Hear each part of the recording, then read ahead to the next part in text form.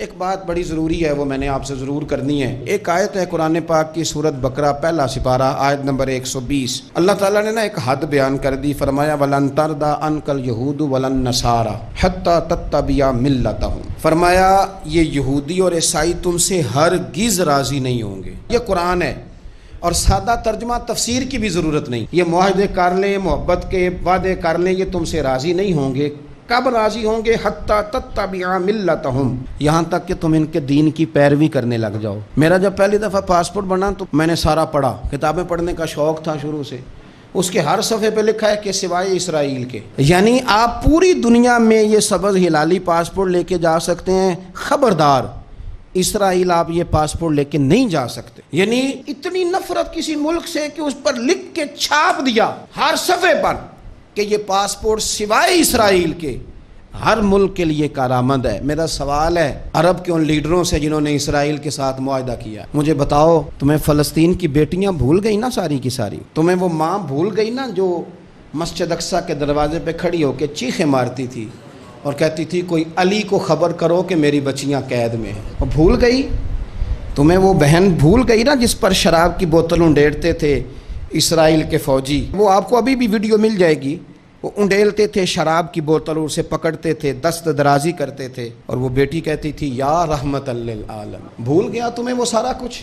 تم نے 1 منٹ لگایا اور تم معاہدہ کس سے کروا رہے ہو؟ امریکہ کے صدر سے؟ اتنا ظلم کیا تم نے، اتنا قاتل کے ساتھ معاہدہ؟ کیا سمجھتے ہو فلسطین والوں کا کوئی والی وارث نہیں؟ سنو، میرے رسول کریم صلی اللہ علیہ وسلم نے فرمایا میرا کوئی مالدار امتی دنیا سے چلا جائے، پیسے جائیدادیں چھوڑ کے جائے تو اس کی اولاد میں بانٹ دینا، لیکن اگر اس کے ذمہ قرضہ ہو تو میرے پاس آ جانا، میں اپنے امتی کا قرض ادا کروں گا۔ جس کا کوئی وارث نہیں ہوتا مدینے والا اس کا وارث ہوتا ہے، میں قرض دوں گا اپنے امتی کا۔ کیا سمجھتے ہو فلسطینی لاوارث ہے؟ صبح قیامت نبی پاک تم سے سوال کریں گے، تمہیں اللہ کے حضور حاضری دینی ہے۔ کیوں نہیں صلح کرتا اسرائیل فلسطین کے ساتھ؟ لبنان کے ساتھ دوستی کیوں نہیں کرتا؟ شام سارا کٹ گیا اسرائیل کی وجہ سے، آج تمہیں خیال آیا ان کے ساتھ معاہدہ کرنے کا؟ ہمیں سبق پڑھاتے ہو، خدا سے ڈرو۔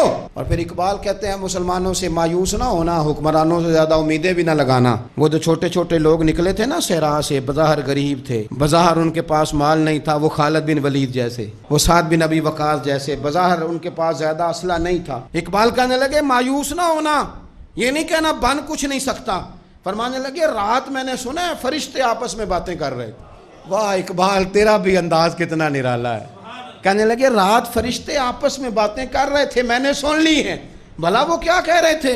یہ سارے لوگ نا خالد بن ولید، سعد بن ابی وقاص، یہ صحرا کے رہنے والے تھے، اور اس وقت کی سب سے سپر پاور روما کہلاتی تھی۔ الٹ پلٹ کے رکھ دی ساری رومی سلطنت۔ تو اقبال کہنے لگے رات فرشتے آپس میں باتیں کر رہے تھے کہ سنا ہے پاکستان کے، ہندوستان کے مسلمان جوان مایوس ہو گئے۔ کہنے لگا نہ مایوس ہونا، نکل کے صحرا سے، جس نے روما کی سلطنت کو الٹ دیا تھا، نکل کے صحرا سے۔